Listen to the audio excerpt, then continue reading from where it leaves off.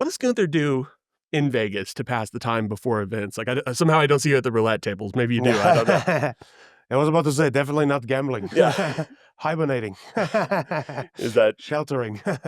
No, we got especially before WrestleMania, we got a very busy week ahead. A lot of appearances, just like this one here. And that keeps me busy. And the free time I have some friends in town that I like to spend some time with. And otherwise, I'm very focused on Saturday. I always ask people, are people starting to get excited? I'll ask you, I think, is it possible to get too excited? Is that a thing in pro wrestling, like where you can come out a little too amped up? Nothing come out. I think it's composure is very important in what we do, because obviously what we do is something most of us growing up we developed a passion for, but now we're in the driver's seat of that, and kind of it's our job to perform, to provide that service to our audience. So it's sometimes you got to stop the excitement and refocus on what the job to do is, and let's do the best for the excitement of our fans and not for our own excitement. That Yeah. makes sense. You mentioned composure, and Marcel, would you mind handing me that pop right there? Because I wanted to ask you about this. You're a straight-laced guy. You're a very composed guy, Yes. it seems to me. What do you think when you see stuff like this? Can I see that actually? Yeah, absolutely. Because yes. I've seen a lot of figures of mine yet, but I haven't seen the Funko Pop yet. No, not yet? That's No, your first time. That's awesome. I think it's cool. It's so cool. I mean, it's cool I for a like it. fan to see with that. That's the IC title one, I believe, Whoever which made is that, send me one. yeah. You would think you'd have 20. Right? What do you think when you see that? I mean, your persona is so, you're the ring general. You're composed, but this is a lot of fun. Like, how does that play for you?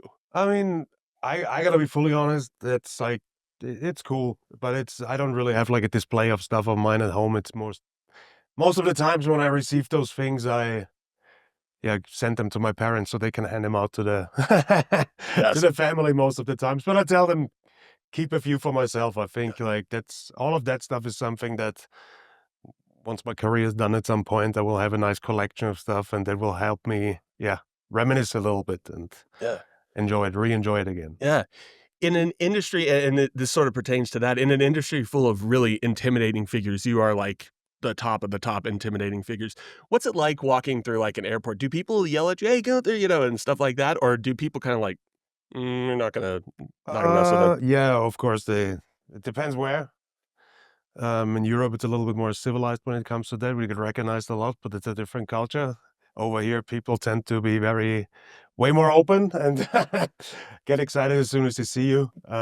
That's just part of it. That's is what it is. But what's kind of like famous for us in the wrestling business is like we have those fans waiting at airports to collect the autographs, and uh, I think I established my reputation there, so I never get approached by them anymore. So Wow, that's excellent. that worked. Yeah, no kidding. That's fantastic. You said the mat is sacred. Like that's sort of like I feel like that is your persona, right in a nutshell.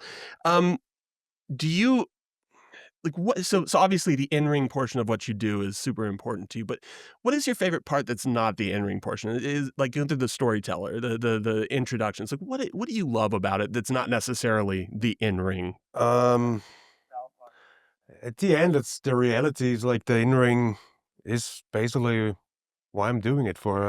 I guess in general, why wrestlers become professional wrestlers, because those, whatever, 10, 20 minutes in the ring, that's what you work for. And everything else is kind of, you accept it and you kind of like swallow it. And the price is you're able to get in the ring on a great stage or in a big stage like WrestleMania now, if you're lucky enough. And all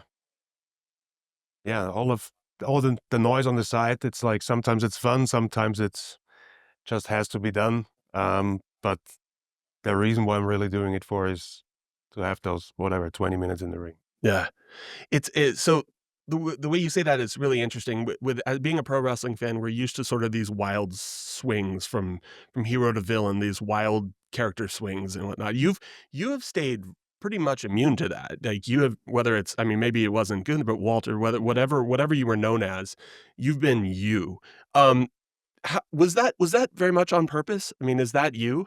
Yeah, and that's almost like that's all I got to offer to some degree. Oh, I have to say, it's like I've always been me, and I kind of believe in this modern times. It's like more outrageous gimmicks are more like an eye catcher, and once you caught those eyes, then you become a real person. That's what people really connect with, and I really think that's what our audience wants these days. They want to have real, authentic characters that they can, yeah, agree or disagree with, or connect or not connect with, and I think that's what makes it more interesting.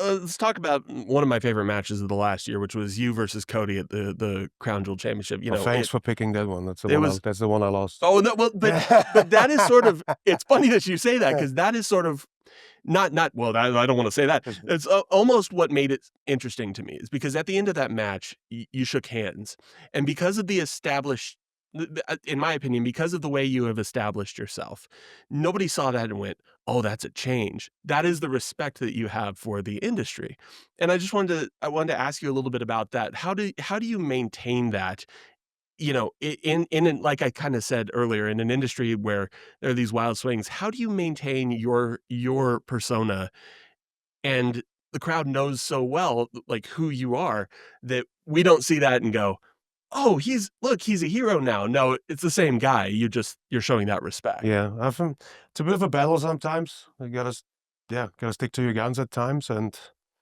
yeah, believe in who you are and what you are. Um, but at the end, yeah, I think Cody, like you said, I have a lot of respect for Cody, and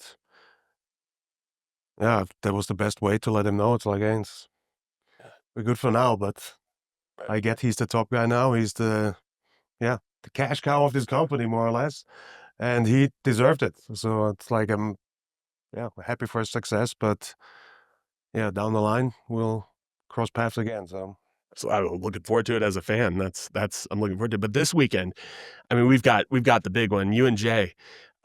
Things have turned up to 11 in the last few weeks.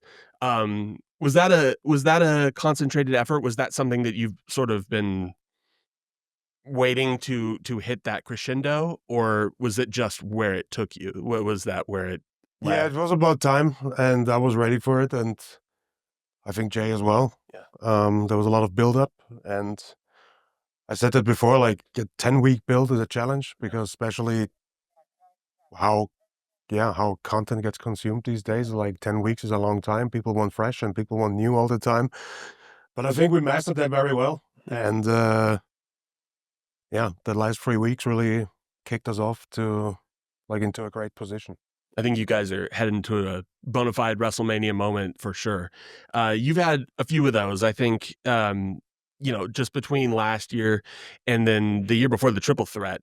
What is your like? What is your WrestleMania moment in your head when you think like this is the moment that I remember from the granddaddy of them all? Do you have one? Mm, and I've only done 2 manias so Mm. far. So, but I think the triple threat with Sheamus and Drew was important for me too, because I was still kind of new in the main roster and was still kind of, yeah, that was like one of the first times where I really felt like, oh, I belong here and I can run things here. It's like I'm in a good place. So that was a good moment when it comes to that, realizing that or like reconfirm that for myself.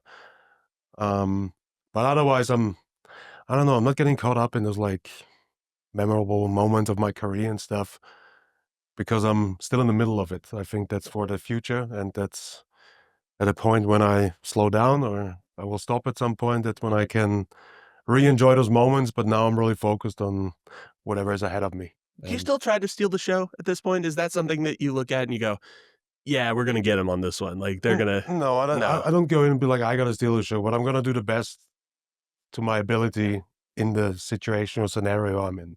That's what I'm focused on. I don't compare myself to others. It's like I see what I can do, and that's literally my only focus. Like even like leading up to WrestleMania, I hardly watched the other shows or like watched what's going on Raw just because I don't want to get into that whole comparing thing. Like just obviously I'm always there, so I see stuff, but I wouldn't sit down and rewatch the whole show because at the end of the day, it doesn't matter for me. It doesn't change anything. It's like it doesn't change my approach. So especially leading up to Mania, I'm very, very focused on what I do, and I compare myself to my previous work and try to top that. And yeah, in my case, it very often worked out to I was able to steal the show. So, but it was never the real, like, I don't want to prove a point to everybody else where it's like, what I'm going to do is going to be better than everybody else. Yeah, you're so even keeled. Does it matter if it's a arena or if it's a stadium? I mean, is there a difference? Because you've worked a few stadiums now. I mean, is there for you a palpable difference? And I guess like one thing I can be proud of that I wrestle in front of 60 people and I wrestle in front of 60,000 people. So I had every stage of audience you can have.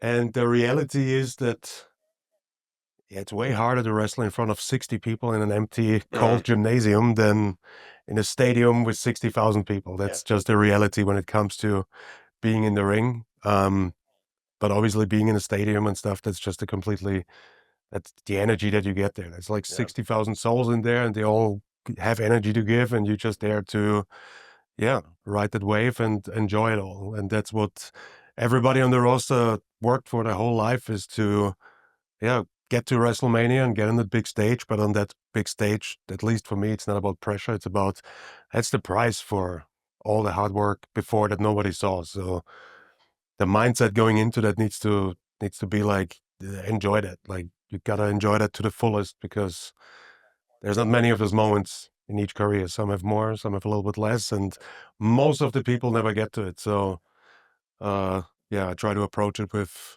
I'm gonna enjoy that and less, put less pressure on myself.